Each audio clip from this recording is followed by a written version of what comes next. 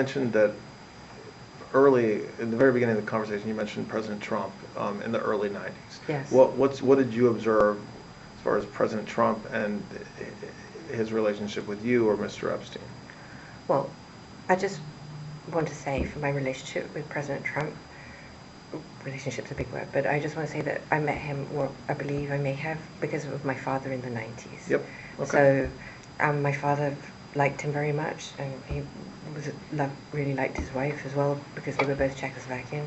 And as far as I'm concerned, President Trump was always very cordial and very kind to me.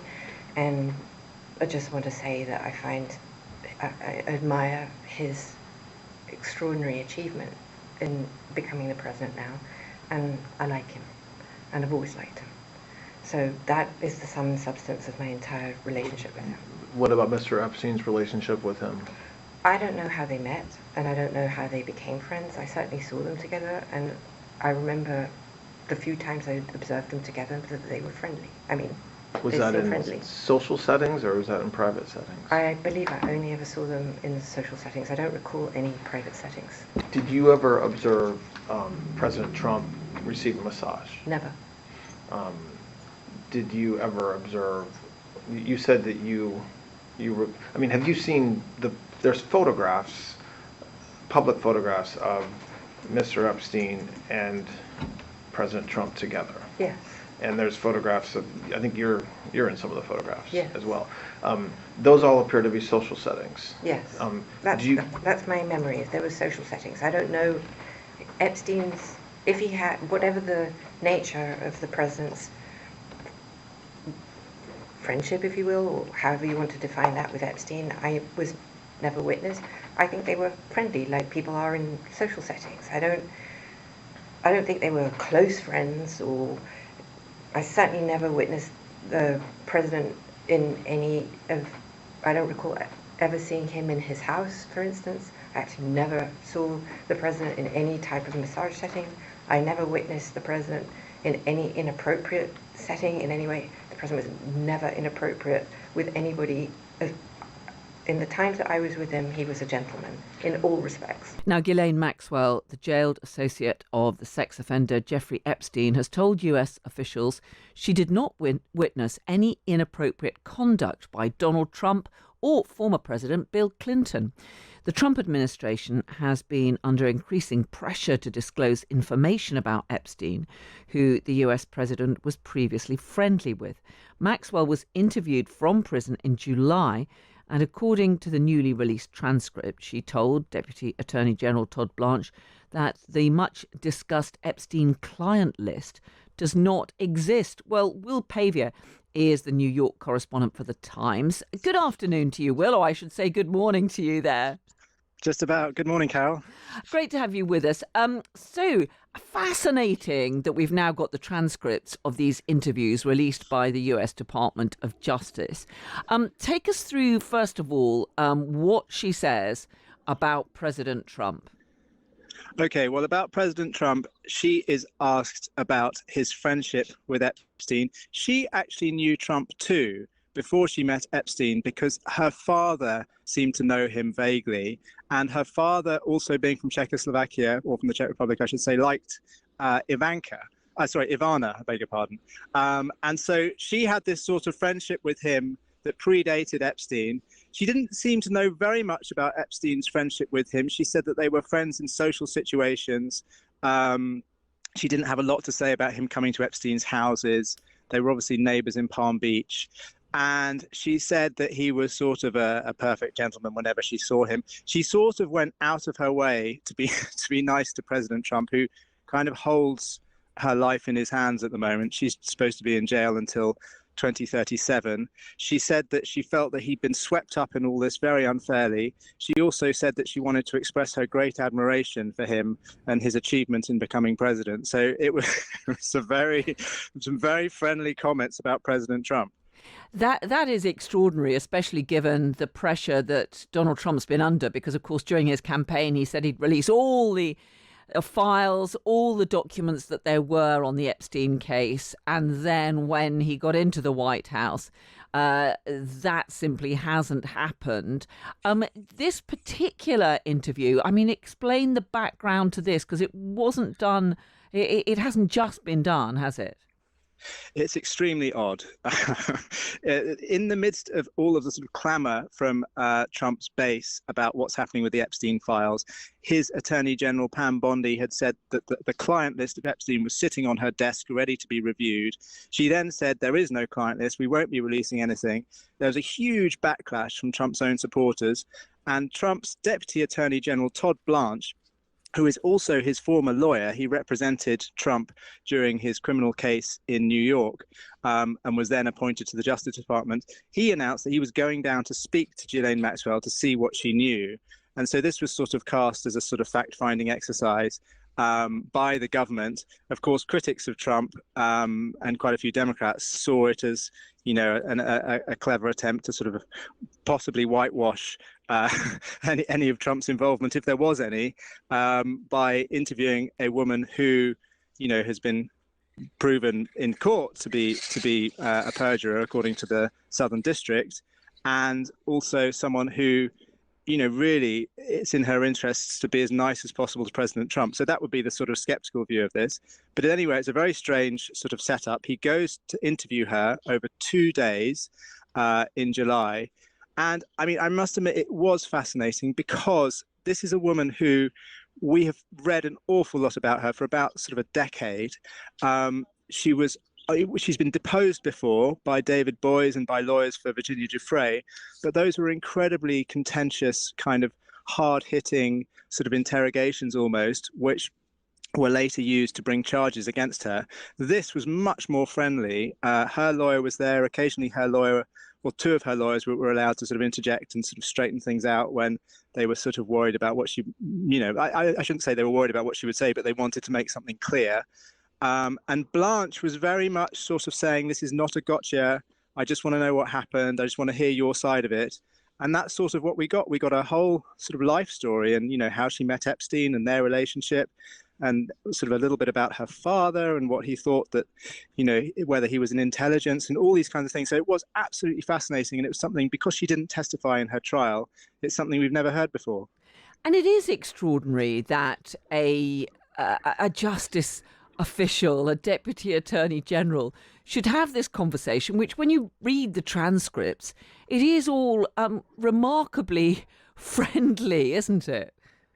It is, yes. I mean, Todd Blanche, he does ask Maxwell about things that you would think might be a sort of a grenade that might go off, such as the story about Trump contributing to Epstein's birthday book, this famous thing where everybody wrote birthday wishes, and Trump was supposed to have written this rather lewd message that was reported by the Wall Street Journal.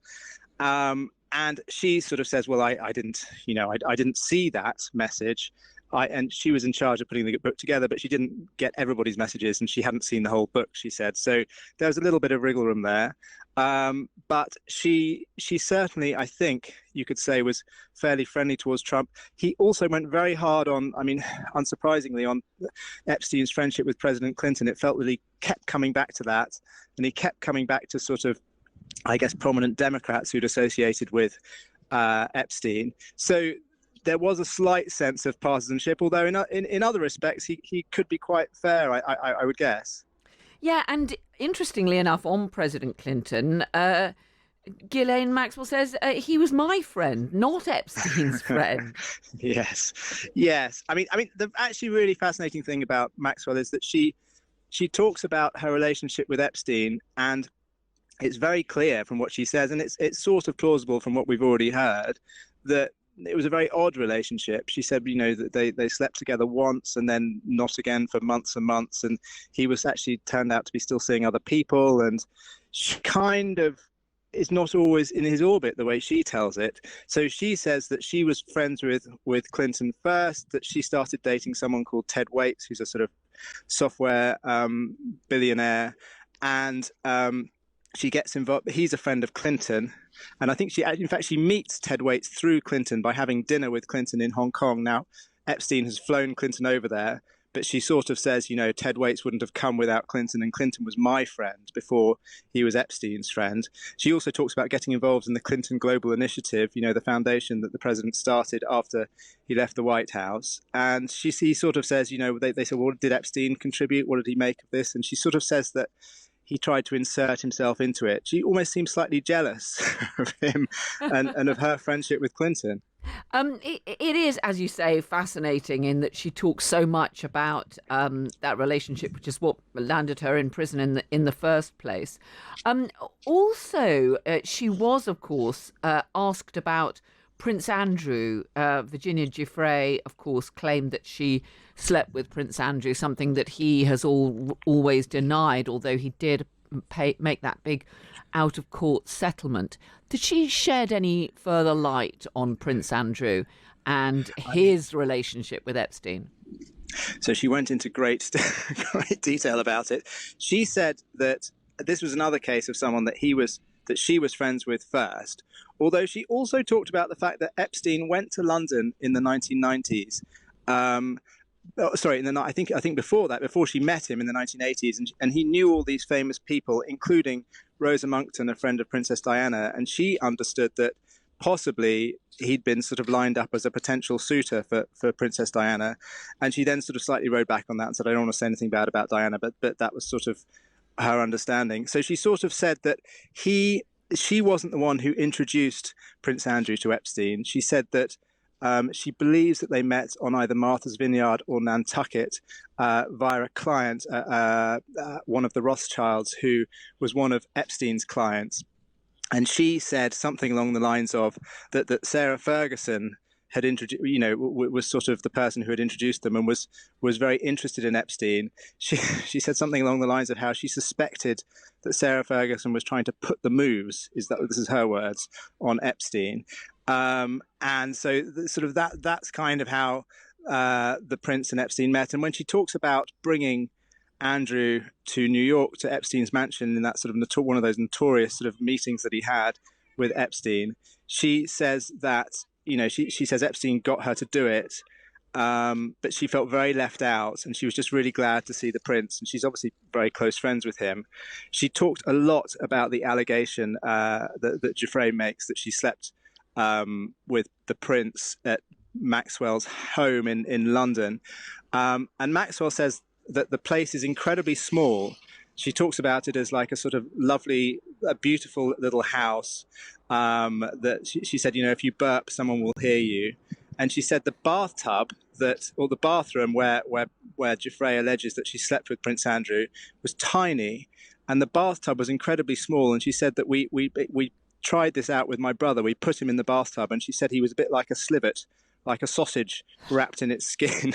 And she said that the other thing about the bathroom was that because it was so small, she had covered all of the walls in mirrors, and so to make it look larger. And so she said that if Giuffre had had sex with a member of the royal family in the bathroom, it would have been as if she was sleeping with the royal family for generations. There would have been 5,000 Prince Andrews going back to infinity behind. So it is just bizarre, isn't it? I mean, just finally on this, Will.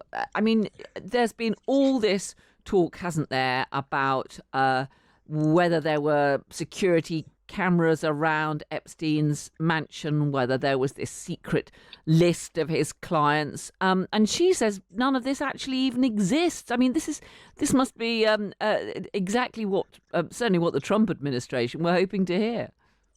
Yes, I mean, it's one of those things, the Epstein case, where it's been going on for so long, and there's so many theories about it. But she said she did all the wiring for his homes. And there were no cameras in inappropriate places, so in other words, there were security cameras. She said there was one camera trained on a desk at Palm Beach because Epstein had some money stolen from there. But otherwise, she says that the idea that he was sort of, filming all of his guests in their bedrooms is wrong. I have to say, having sat through her trial, there was no evidence of that sort presented at all. And of course, all the sort of conspiracy theorists thought this was this great cover-up, and where was the rest of it, and all that kind of stuff. But I sort of thought that was sort of what I thought too. And in terms of the client list, she told an incredibly complicated story about how she felt that it had been generated by a former staff member of Epstein in the course of one of the lawsuits that was filed against him, and it had sort of been put together by lawyers, and it wasn't actually real. And she said that the clients that when people talk about the client list and Epstein's clients, there's this idea that he was somehow farming out underage girls to these millionaires and important people. And she sort of said that the whole idea, she'd never known that to happen. And she said the whole idea was so wildly implausible that these incredibly wealthy men would need to go to Epstein for sort of sexual favors. She said, they could get them on their own.